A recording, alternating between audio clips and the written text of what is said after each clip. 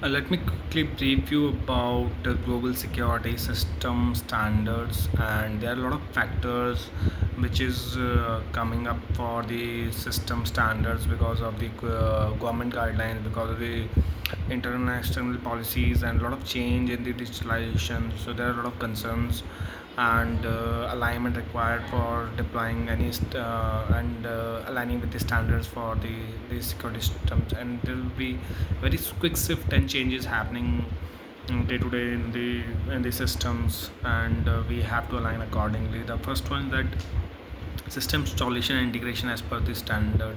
So we have to ensure that all the system which will be installed at the site, that is aligned as per the standard, and their integration as per the standard, so there would be no any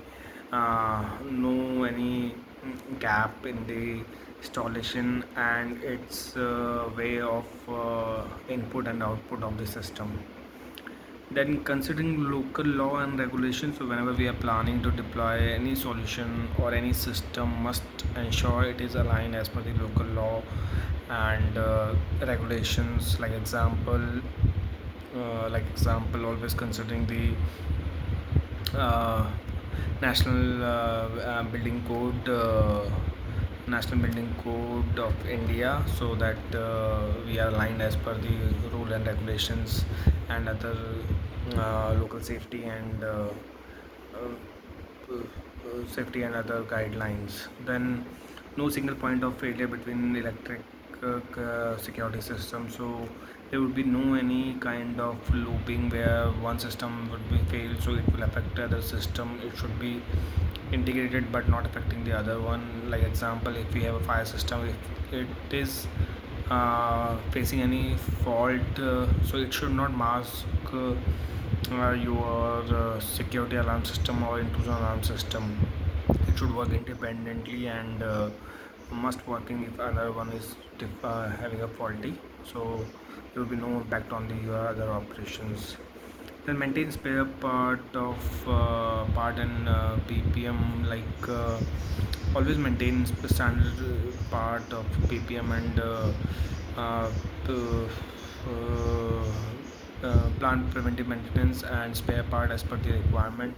Always keep your spare part inventory updated and aligned as per the site requirement and as per your volume of system and volume of frequency of changes in system and your warranty and non-warranty uh, assets at site. Just plan accordingly and have readiness for the spare parts and maintenance requirement. Then access control system installation as per the standard and alarm systems also. So your access control system must be able to uh, have grid for the critical rooms and general access, and it should must align with your display, and your operators must be able to monitor that what kind of movements and what kind of inventory is maintained, and how many volume, what is the volume of access as per the grid, and all the security alarm must be displayed to in the display, must be displayed to the operator, and all the required detail must mention, and that must be acknowledged by the operator, and post all the required actions, and this must be planned and implemented at that, and all the access door alarm must be evaluated and